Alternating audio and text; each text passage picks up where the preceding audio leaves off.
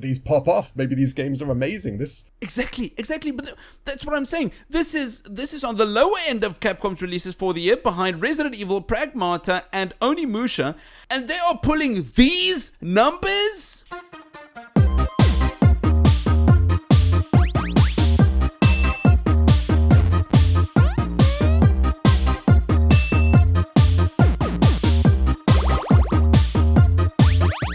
Hello and welcome back to a brand new episode of everyone's favorite podcast, the Critical Arcade Podcast. I'm your co-host, Nick. And I'm Dave. Hello, Dave. Hello, Nick. You well? I'm well, thank you. I want to ask you something. You are, between the two of us, you're the JRPG man. Yes, that's very much true. I have played many a Final Fantasy, Tales of Vesperia, whichever area they do. Well, and yeah, I very much dived into many JRPGs. But mainly most of the older ones, right? Wow, just just throwing my age at me straight away at the beginning of the podcast. Damn. Yes, I have potentially, as a kid, had more spare time, so I've definitely played the majority of the older ones compared to now. So yeah, I'm old enough to play Gradio and stuff like that. Really old stuff. But go on. Newer JRPGs. Which ones are your favorite? Ooh, that's such a hard question. Because I instantly want to go to like the Dragon Quest remasters, but they are old games that are redone. That's not... I know, it's so unfair. It's like... The latest Final Fantasy wasn't too bad. Oh god, I am pulling a blank with anything new that came... Could you... No, you can't. I was trying to think Clair Obscur. Could you define that as... But it's European, so you genuinely can't put the J in front of it anymore. Yeah, they took some heavy inspiration from Final Fantasy, if that counts. Oh god, I am trying so hard. We can do Clair Obscur. Okay, let's do Clair Obscur. That was the best one so far, the European JRPG. It works. Why do you ask? Why do you bring this up? Why I'm going to go with Persona 5 Royal and Metaphor. Oh, damn, yeah, they were good. Metaphor, of course. See? This is why I need your memory. Yes, those were also very good JRPGs. They really were. No, I'm asking because this week we've got lined up a JRPG from a franchise that I've not played before. Dave? Well, it's again, Capcom coming in strong with a kind of like two games back to back, both two very different games, but two games back to back was a bit shocking. We are playing, granted, you gotta love the Japanese RPG name, Monster Hunter Stories 3 Twisted Reflections. That is such a Japanese it's so many mouthfuls. You need to really earn the title of a Monster Hunter game. So yeah, this came out kind of rapidly after Resident Evil 9. It's the third, as you can imagine, in the series of Monster Hunter Stories games. I know there were some other ones in the past on the Nintendo and stuff like that. But this came out of nowhere.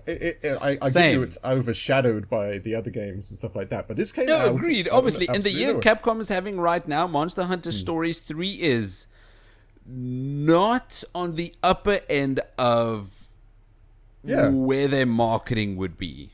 It's kind of strange they released them so close to one another. Like, I don't quite get that unless maybe there's a strong enough fandom for the Monster Hunter series that this is... I guarantee you this game does really well in Japan. Because there was a list of the best games or the best recent games in Japan, right? And their number one game was the latest Pokemon game. And then under that, it was like number 3 or 4 was the remakes of Dragon Quest and stuff like that. So there is... Their markets are so different to it the really West. is. It really is. It's night and day. This will be massive in Japan. Insane. No, I actually want to do a little quiz with you. Oh god, go on then. Like, so, do you frequent Steam charts? I don't. I swear I'm probably the only person who doesn't. Everyone's always looking at this. No, I don't. Why? Okay. So you're right in suspecting that this is fairly big in Japan. Yeah. How big? Do you've also heard, I'm going to compare this with the numbers for some other games. You've heard of A Plague Tale, Requiem. I do. I know. Fairly decent game, yeah. Who do you think had the largest all-time peak? Plague Tale, Requiem, or Monster Hunter Stories 3 Twisted Reflection?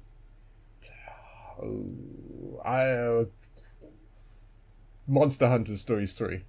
Correct. Yes. Next, who do you think had the biggest all-time peak between Monster Hunter Stories 3 and the new Lords of the Fallen? Is the new Lords of the Fallen any good? So I'm going to say Monster Hunters 3 because in that It is. that Lords of the Fallen is actually not bad. It's not Lies of P. No, got you. But it's not bad. It's got to be Monster Hunter Stories 3 then. Here we go. Now it's getting tough. Who's got the largest all-time peak? Monster Hunter Stories 3 or Final Fantasy 7 Remake Intergrade? Ooh, now you have made it tough. Wow, because okay, I'm still gonna go with Monster Hunter Stories. You're 3. right. You are correct. Because I only say that Monster Hunters as like a genre goes back like 30 years or something, right? It That's goes true. back Final to the Fantasy PSP, even more right? though.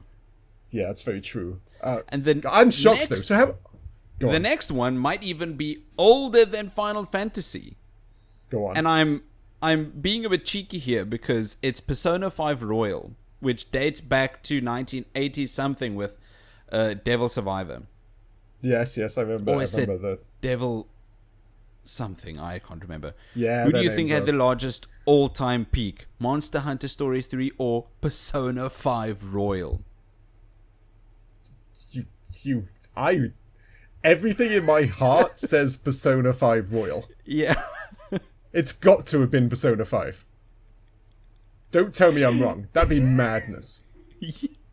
You're wrong! No, I was effing way. Monster Hunter Stories 3 has a Yeah. bigger all-time peak than all of the games I just mentioned. A Plague Tale Requiem has an all-time peak of 5,000. Lords of the Fallen, an all-time peak of 32,000. The Final Fantasy 7 Remake Intergrade, an all-time peak of 14,000. Okay. This is on Persona PC, 5 right? Royal, an all-time peak of 35,000. Monster Hunter Stories 3, a game that released this week, has an all-time peak of 55,000 concurrent players on Steam. Wow, that's healthy. That's close to like Marathon that only released like. Yes, Marathon I think had like 80,000. That's crazy. And Marathon has got Sony budget. That's what I mean. Yeah. Bungie budget. Right. That is got to save the front company and budget. center marketing right there, and that's 30k more than Monster Hunter Stories 3. Capcom's lower end releases of the year. Yes, agreed. Yeah, this is definitely a low. Like this goes under the radars. Like I said, for us and most people, but not in the East or maybe there's a subculture there that these pop off. Maybe these games are amazing. Like I said, I know I played one years ago, but this is my first time going deep into one of these games. Exactly. But that's what I'm saying. This is on the lower end of Capcom's releases for the year, behind Resident Evil, Pragmata, and Onimusha, and they are pulling these numbers. When we say that, like you wait until we hit audio again, because holy crap! Like, I'll give you a little teaser, but holy crap, the audio side of these things. Yeah. Capcom ain't playing, by all accounts. No, they really aren't. Capcom is on a legendary streak. They right really now. are. They really are. Right now. Since 17, they've not missed. Maybe That's except very for Exoprimal. Yes, but with the remakes and the re-releases and stuff that they've been doing, they have been knocking Capcom it out. has not missed for almost 10 years running. Anyway. Should we jump to the narrative? Let's tell the ladies and gents what this game, Monster Hunter Stories 3 Twisted Reflection, is all about, right? Because there's so many of the bloody Monster Hunter games. How are you supposed to even keep track? This is actually set 200 years after the other Monster Hunter Stories game. You are the heir of the Kingdom of Azuria, a young rider who bond with monsters. I don't know why they call them monsties. I get the whole kidify like Pokemon. Like, hey, it's my monstie. Yeah, but that must have come from Monster Hunter Stories 1 when this was still just kid-centered. Yes, I think so. And it's all cute. They're called monsties. It is. Right. You want to collect your monsties. And the worlds that you live in is facing a natural disaster called the Crystal Encroachment, which is slowly destroying lands and making monsters become feral and violent. Yes. And you, at the beginning of the game, which I found out, Rathalos, I think I'm saying that right, is actually kind of like the Pikachu of the series. It's in all of the other Monster Hunter Stories games. He's kind of like the OG. And in this game, you twins are born, which symbolizes the massive big old catastrophe. Yeah, bad vibes bad juju around the world. That's it. That was the word I was looking for. Juju. How could I not find juju? And then again, just like a good old JRPG fashion, especially recently, it slowly delves into war and famine and death. And like, of course, the entire kingdom is at risk, and only a single lad can save it. It's so crazy how, like, I'm still reeling from Digimon's storytelling of fundamentally the same war, death, famine, and yes. This starts off with your monsties and good-looking anime guy and cool animations and all the other things, and then slowly descends into this part of the country is dying, and this part of the country is lost, and this.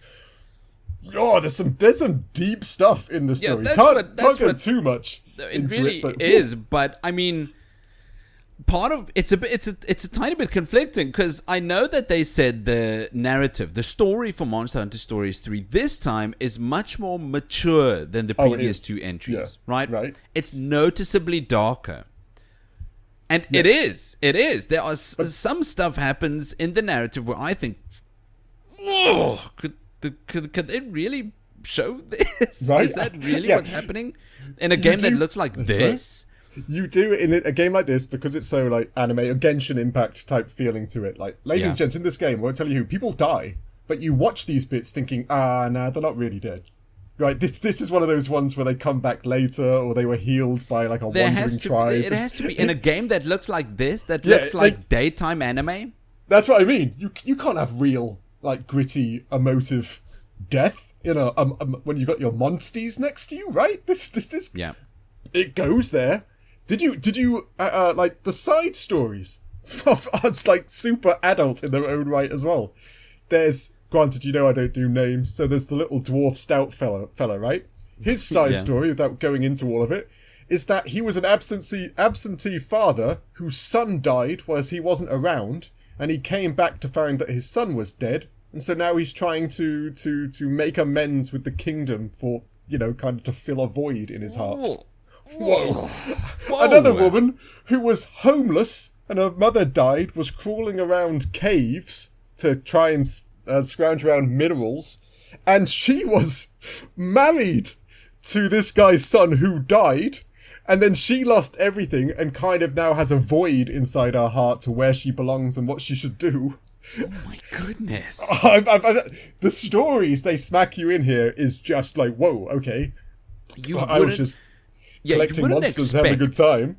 You wouldn't expect the stories to come out of this from a game that looks like this. We'll dive into visuals in a bit, but to anyone who's not seen this game, it looks extremely saturated and cutesy and anime and of course.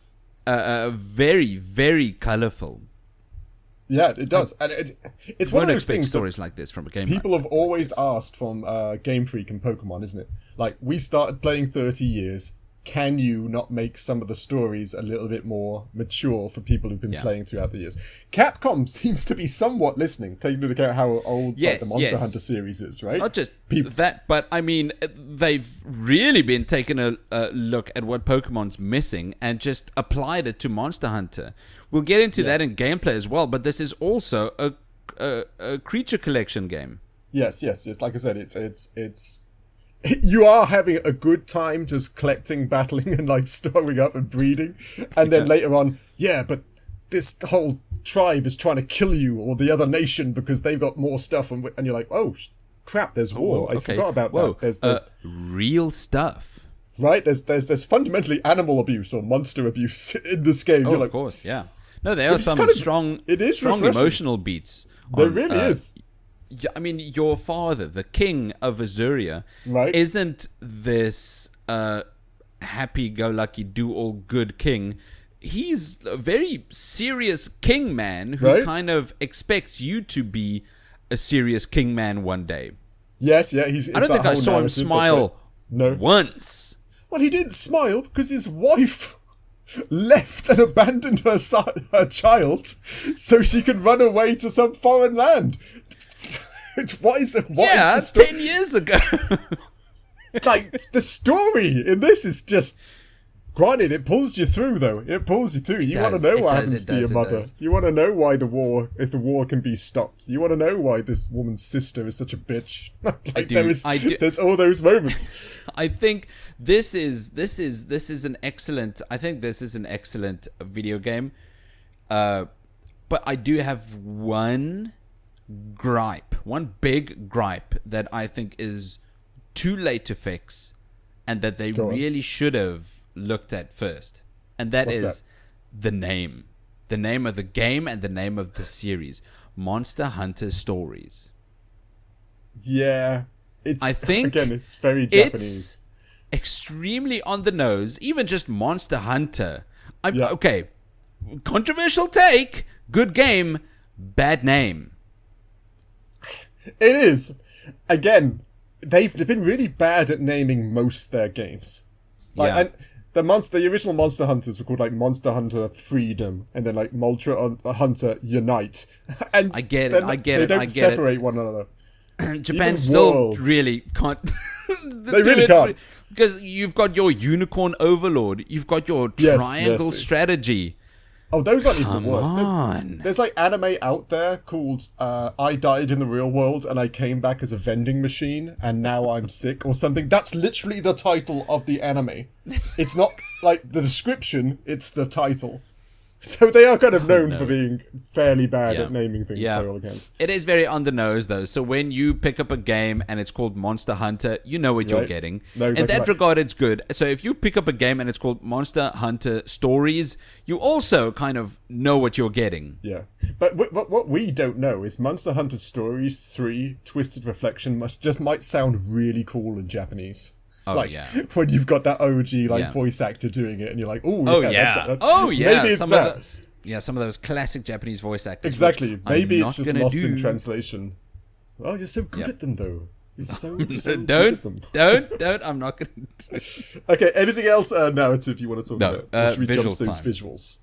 Again, I instantly saw the visuals. Thought Genshin Impact. Sorry, I just thought You thought Genshin Impact? Right. Straight away. I looked at this and I thought Ni no Kuni. Oh, strangely a JRPG that I've not played, but I know very well. Also, Ni no Kuni, also known as the best JRPG on the PlayStation 3. I would love to throw at you other JRPGs, but I can't remember it. Yeah, I know that you fell in love with that, the old like fairy tale cartoony type JRPG. Right? Funny enough, that it's also got this stylized anime look. It's just super saturated, gorgeous, bright. It looks like a Studio Ghibli movie because parts of it was made by Studio Ghibli. Cool. But it's also got some very dark undertones. Yes, very true. I remember that of the game. Abandonment. Just like full stop. Stories 3. that's exactly just like this game fundamentally. Visually it is quite nice. It's nice to look at. It's got your anime over the top like it's funny, like I'm sure you played it, you know when you use your special riding attack, which we'll talk about later, everything just explodes. The last aspect of every attack is just an explosion because it does, and I love it. It's just like a Kamehameha just hitting everything. It is cool. It makes you feel like, that's right. Yeah. Die. I mean the attack itself, so when you do the ride attack with Rathalos, all it is just, if you think about it, a stomp. You're just stomping the enemy monster with your Rathalos's foot. Yeah. But it's so bombastic. There's this big ridiculous pillar of fire. We fly into space. We go Mach 10. Right. That's right. No, it goes hard. And one thing I do like visually, a lot of the animals all have their own animation sequence in regards to your rider attack. I had some bird that just like did that classic go in the sky and fly in front of the sun so you can't see it, and then just shot feathers that were made out of steel, and then for some reason did a Bruce Lee kick across the sand to kick one of the other monsters. And you're like, hell yeah, anime, you could do anything. This is what I You want to really watch. can. Right? You really can. This game's anime as hell. It is. This It is this super anime. This is some peak anime right But here. I'm- If it was a game. That's right. It's a crazy concept. But I do like on the other side there's in regards to the gameplay itself, just like most of the Monster Hunter games, it's all about environmental aspects, the biomes, the monsters themselves, the fauna and the flora and stuff like that. And it does have all those things in it. You do go to a jungle, you go to an icy bit, you go to a nice grassland.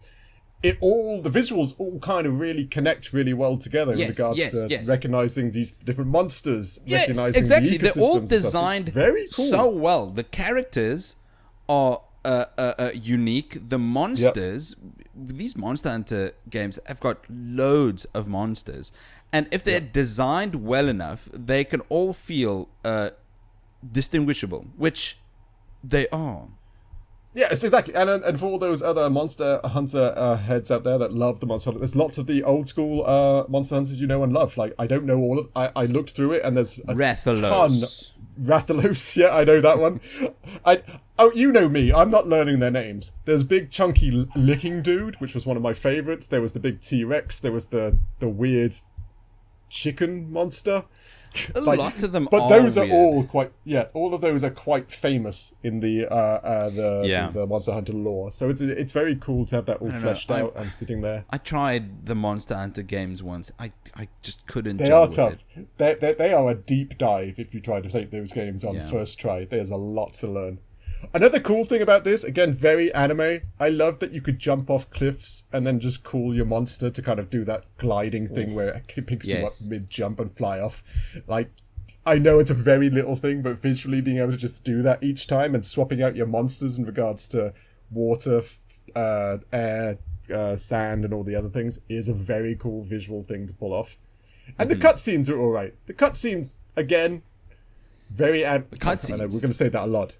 The little bits between... No, I get what you mean, but I mean, I thought the cutscenes were a bit better than alright. I thought the cutscenes were hype. I thought they were really cool, really well done. Yeah, they certainly know what they're doing. Like, this is Capcom. Like you said, it is crazy to think how much effort they put into these games, but we obviously don't know, like, the cultural thing. Like, there is a massive fan base. We're the minority here in regards to saying, whoa, this game's crazy.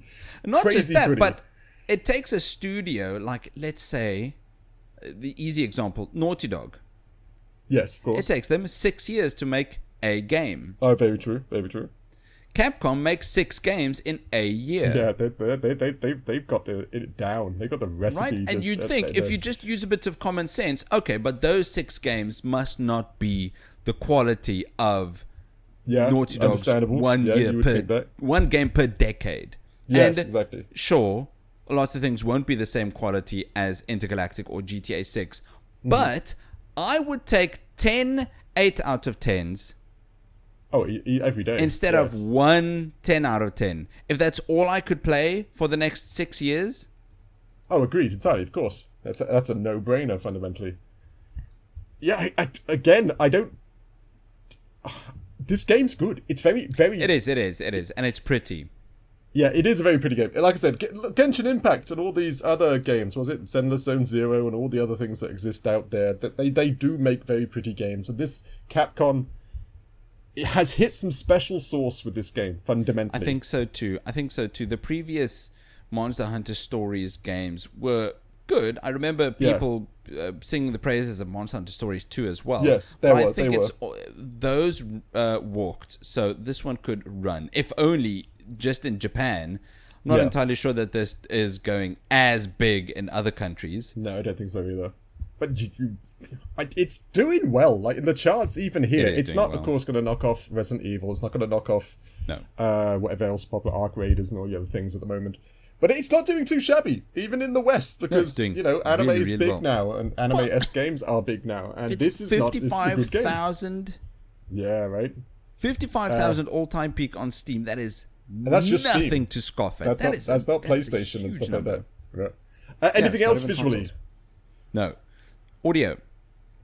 Now, this is where, again, God, Capcom. I love Capcom because they always come in out swinging. Now, I remember I told you do. all about Resident Evil 9. They're the massive, good voice actors. They did very well. Yeah, Leon, the voice acting in Resident Evil 9 is still... I've still not heard better. Yeah. Now, I went to the audio of this game thinking, I wonder who does the voices, right? Because it's always fun to look. The male protagonist, I don't know if you... Granted, you're not a massive anime head like myself. No. The male protagonist is voiced by a gentleman named Alex Lee, right? Kind of a new voice actor, kind of young. But he's also the lead character in Solo Leveling, as in Sung Jin-woo, which is... He's a very expressive, very good voice acting. And I know you've watched Demon Slayer. So he is Zenitsu, as in the little cowardly lightning guy that fancies Nezuko. Oh, really? He's the voice of that. And it goes further.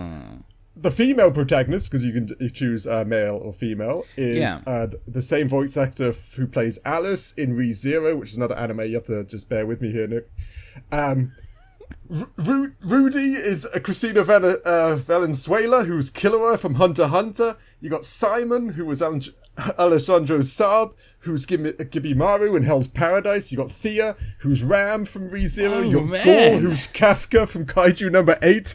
You've got... The list is absolutely fleshed out. This is just proving our point even further. That they've got not video game voice actors, they have... No, that's right, anime they are fundamentally actors. All anime voice actors. A bit of video games this game is anime as hell. And it's good. They're like the list. These are these characters they play are all kind of really legendary fundamentally as anime characters. And they pull it off this. They've got really good voice acting. The conversations are fun. Jeez. There's heart. Speaking of, I am so glad. Right? When I opened up the game and it asked me, all right, make your guy or girl. Right. Yeah. And I thought, okay, here we go again. Another self-insert character that's mute the entire way through. Yes, that's a very good point. But no, that's not the case at all. You make your protagonist and then you start the game and the protagonist is fully voiced. That is actually crazy. I didn't notice that until you spoke about this now. And I even wrote protagonist and his name down. But you're right. This would be so easy, like, stereotypically just the silent fella because you've made your own monster. Exactly, right? Because this is big Japanese JRPG. Of course, the silent protagonist is going to hit with that audience. But no, this is a character. That's actually really great. I'm actually really kind of thrilled because I'm pretty sure the old Monster Hunter games also had a silent protagonist. All the friends and stuff you talk to, but... That's actually a really big thing. I didn't notice that. It is voiced. It is fully voiced. That's crazy. And all of these cutscenes, it's the character you made, your face, your hair, the armor you're wearing. So it's the person you made, but it's a real character voiced by a real person speaking real dialogue. Yeah, it's so much better. It's so I know refreshing. There's a lot of people do like it's you, so you read out aloud the voice or the subtitles and stuff, which isn't like something I want to do. I didn't know. That's so cool. And it is. And again, they got top of the line voice actors here, so they put some money into their audio by all accounts. They chucked some cash there. And out of curiosity, what did you think soundtrack wise? You are kind of the soundtrack. Audio man, This is where the audio hit for me. This is where it hit the best. The voice acting I thought was all right. It sounded flat sometimes. Yeah, no, some of it was a bit flat. Now that you mention it, the voice acting is for anime and not video games. I don't know if that had an impact, but it did for me. But the soundtrack, that stood out so well. It's so funny because we keep hitting into this thing and I'm thinking to myself, it did? Where? I'm listening to the voices and, of course, the tragic stories of every side character that seems to exist in this game. What was it? The battle? Was it the fight scenes? Was it just the biomes every single themselves? time I raise the point, a great soundtrack, you'll sometimes notice, but a bad soundtrack, you'll notice that's all very true. the damn time. That is very true. If the soundtrack is bad, you'll know. Yeah, it's an interesting, almost unfair aspect of being a soundtrack or sound engineer. Your stuff can be good, and if someone ignores it, you know you've done really well. Like if it's part of the gameplay and the immersion, you know you've done a good job. Yes. So was it just the soundtrack in general? Was the world songs? Was it the battle fights? Was it all just the battle fights? I think would turn the battle. It would much like all other JRPGs or games in general. The combat music elevated the stakes, or felt like it elevated the stakes, much like it should. What I enjoyed the most was what the soundtrack served during cutscenes, which is, I think, where this game had me the most, during its cutscenes. Because the cutscenes have the highest level of drama and actually, absolutely. goings on, right, in regards to storytelling, like most games. This hardly happens, but I enjoyed the cutscenes in this game more than I enjoyed the gameplay. See, I'm actually a big fan of that. I love erroneously 2-hour long Death Stranding cutscenes, maybe not so much. But the cutscenes in Death Stranding were the coolest part. I enjoy a cutscene. I don't, as I know a lot of people like to skip them or things become too long. But I enjoy it. And this, again, the audio in this for every moment, especially the big moments, does come into play, right? It kind of hits. It does. Probably why I didn't like Cyberpunk 2077. But because there were no cutscenes, I enjoyed the cutscenes in this. I really did. The drama was at its highest. That's when the story developed. I'm gonna use this to segue into gameplay, but the cutscenes sounded the best because it had the voice acting. It was putting on a show, and the story developed, and it used the orchestral soundtrack, which I love me some. It's always orchestral a winner. soundtrack. Always a winner. I think most people do. Compared to the gameplay, I prefer the cutscenes. I think the core... Sorry, do you have anything else for audio? No. Just jump to gameplay. No worries. Right. The core loop is solid. Yeah. The battling system, the collecting system, and the gene... The evolving kind of splicing system. And stuff like that. Yeah, exactly. Yeah, That's good. That's really, really good and solid. But... Go on. I'm very sorry. The turn-based combat is super, super deep, but way, way, way too long. Yeah, the thing is, I know what they're trying to do. I know exactly what you mean. Yeah. But I'm sure you must have played a Monster Hunter game at some point. I think we may have played it. I forget. Yes. The thing about those games is the boss fights in those games are actually quite lengthy. Like a boss fight in Monster Hunter is fighting, they run away, and then you kind of grab them again. So it's like a boss fight in Monster Hunters for the first time is like a 30 to 40 minute ordeal. It's a slog. And I think they were trying to translate that across to the fights here. Because there is a mechanic later on, when you become overpowered, you can just plow through them, right? Doesn't matter which one the first area you get to them, you can press the button, you plow through them. But you're right, that some of the boss fights in their own right, they're like a 20 to 30 turn type fight, which can take a good 20 to 30 minutes each time, right? I think the difference between the regular Monster Hunter games is there's much, much more agency. You could do so much more during that time. In this, I'll admit, a good JRPG, if I am just pressing 2 buttons for the next 2 minutes, and the fights are also 30 minutes long, I don't know. I think I'm falling asleep. That is one of the problems with this. Some of the fighting it gets tedious, which is a shame because it's really in depth. It's got the rock paper scissors system. It's got the fire, lightning, water, grass. The same type of system. It's got special attacks. It's got buffs. It's got all the same mechanics the Monster Hunter games have, be it traps and poisonous knives and lures and berries and hammers and all. There's a lot of complexity. You've even got the double buddy system. Yeah, that's right. And the bosses themselves can change up their fights. They become erratic. They become subdued. They become energized by something else going on. There are tons. It's even taking some pages out of Persona's book with the all-out attack.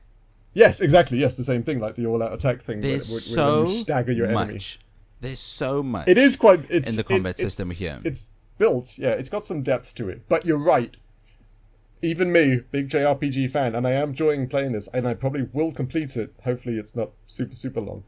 It does get a little tedious. It does. Even every little aspect. Even going to get the eggs, which is fun. It is like Pokemon. Yeah, I enjoyed getting eggs. I like that. You find a cave. You go in the cave. You get an egg, maybe 2 eggs if you're lucky, and the eggs shine or go gold. And if you hit the jackpot, all these other things. So it's got that lovely little scale.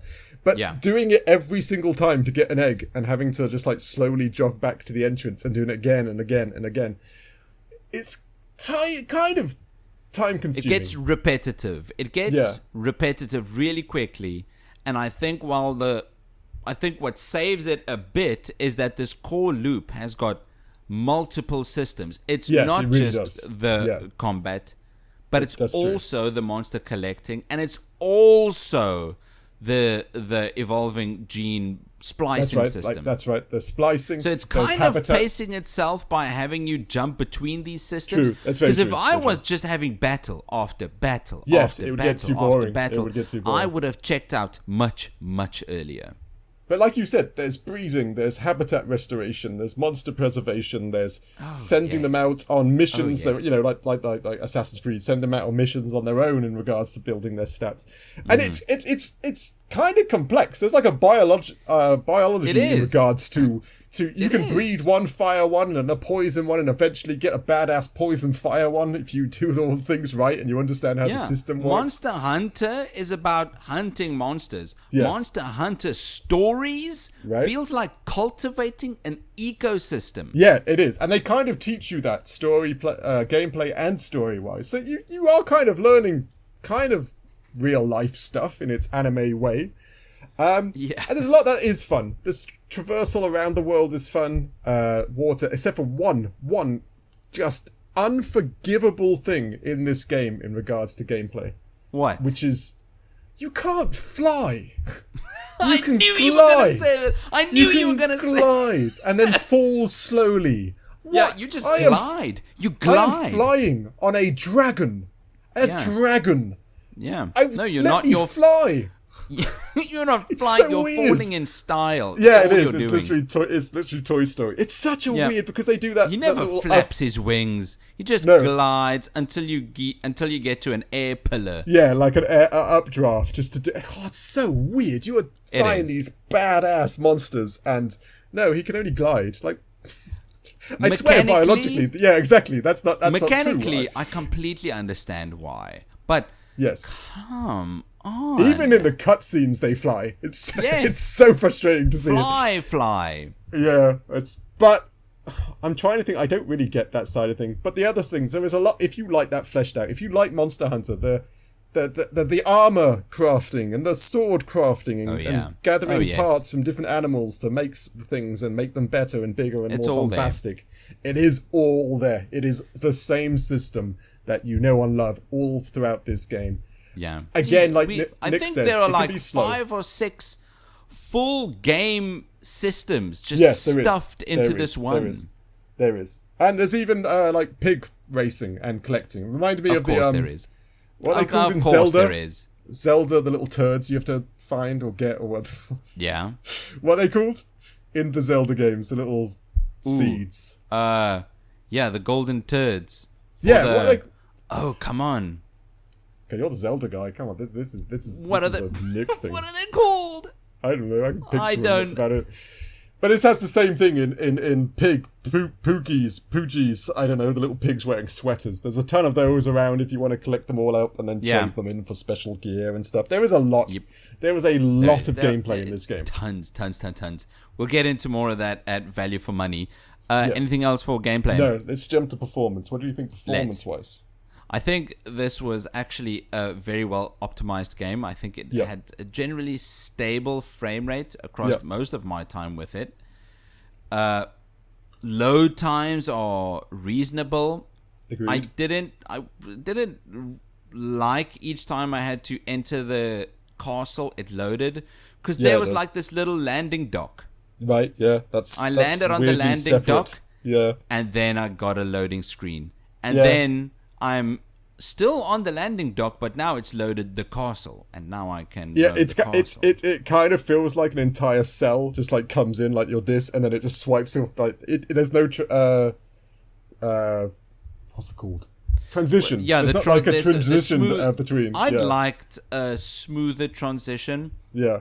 Though that really is just a tad nitpicky. It is, and like you said, with anime-based games in cell shading and anime shading, it is just going to run nicer because you're not doing the deep levels of light and shadow and grime and all the other things games have to do.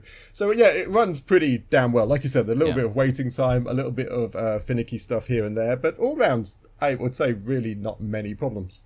No, I couldn't find any bugs or game-breaking bugs. It felt pretty polished. Okay, so what did you think value for money wise? I think this is one of those games where it is just, there's so much bang for your buck. Mm-hmm, mm-hmm. Oh, really? Very much so.